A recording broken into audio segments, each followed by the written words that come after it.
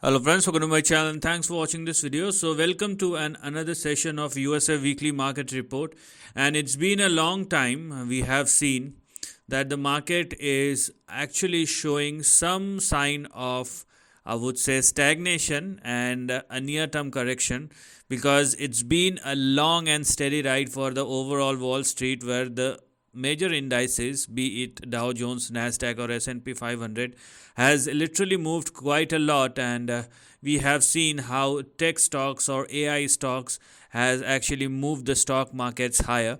But now it's been very clear that some sort of weakness is now creeping in the overall market. So it's time to relax, rejuvenate, and take the back seat, at least for the time being. So let us see what has happened and what will probably happen going forward.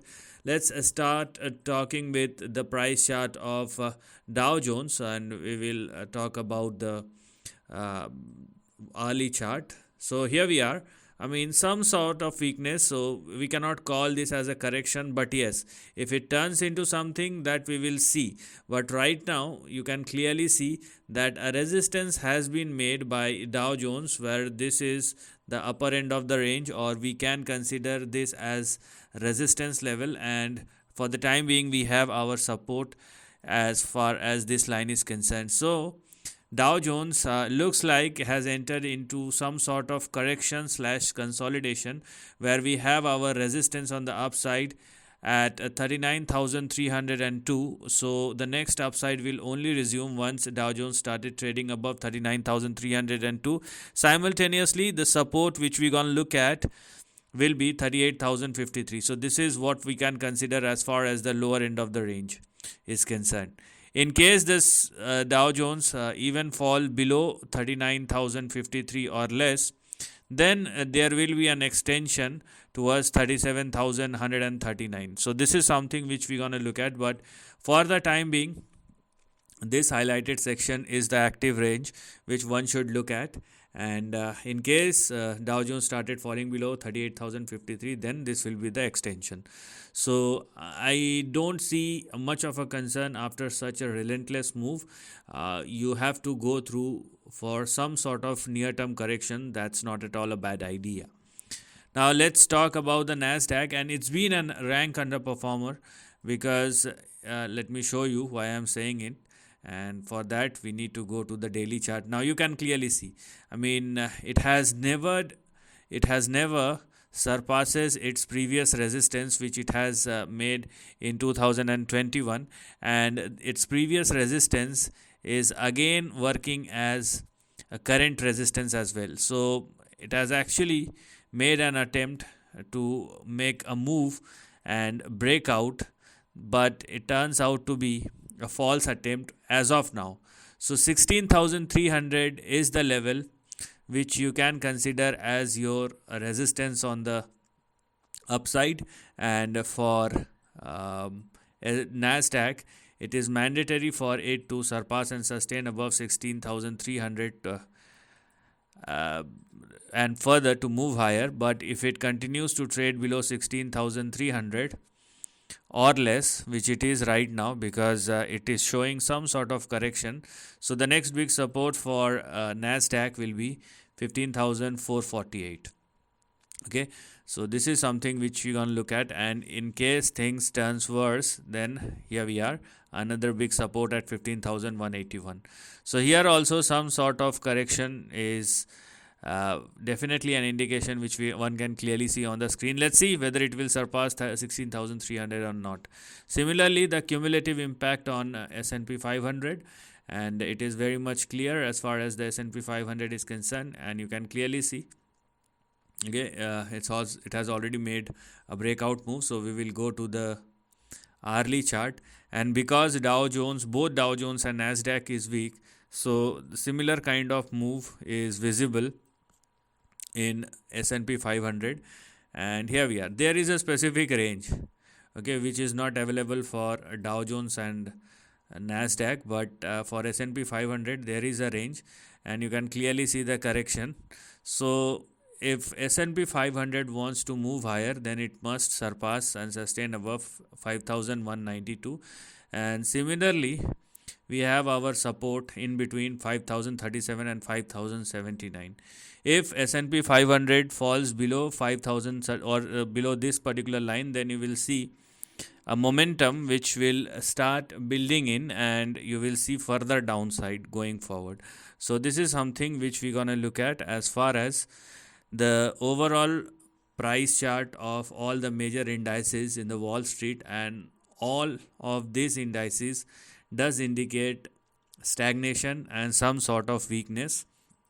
Now let's go and check out the price chart of dollar index. Let us see what are we getting from there, and you can clearly see, I mean, this is a completely negative trend, but we have seen some sort of upswing. Now whether it will hold on or not is a very big question mark, but yes, one thing is very clear, and I have been telling it, I've been saying it for quite some time, that 103 and 104, these are the two most important levels which are working as big resistance. And it does not matter how much the equity market corrects or not, but if dollar index continue to trade below 104, and more specifically below 103, it is in a corrective mode, which means, or it does indicate, that although equity market is moving lower, but it is a near term correction which will probably be over. And if dollar index continue to trade and sustain above 104, 103, the next big support we have for dollar index will be 199. So this is something which we're going to look at as far as the next big trend. Now the another superstar, and it's been moving higher relentlessly, is the Bitcoin. And you can clearly see, I mean, there is no respite. And even if you are looking at the long term chart, it is actually on the verge of a breakout, or a breakout has already been made if you are looking at the line chart. And if you are looking at the candlestick chart, then it is actually on the verge of a breakout. So 68,990, and if you are looking at the current price, it is 68,300.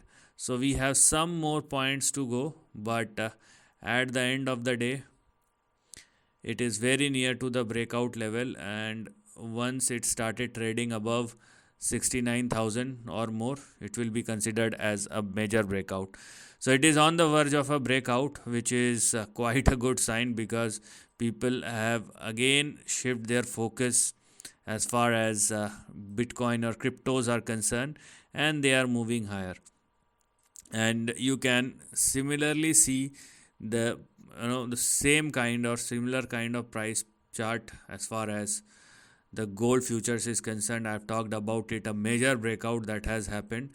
Now this is a very serious move, because if you are looking at the long term trend or long term chart of gold, this is a big breakout that has happened, or a multi-year breakout or multi-decade breakout, because gold moves very slowly. So if you do look at the price chart of gold, this is something which has happened, and a big move has already been started.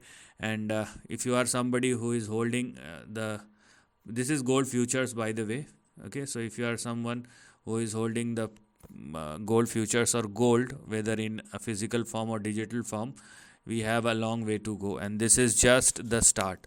So I have talked about it in my previous videos, and similarly in this USA Weekly Market Report session or series. So this is a major breakout that has happened, and this is probably the dawn of the new move which has already been started as far as gold.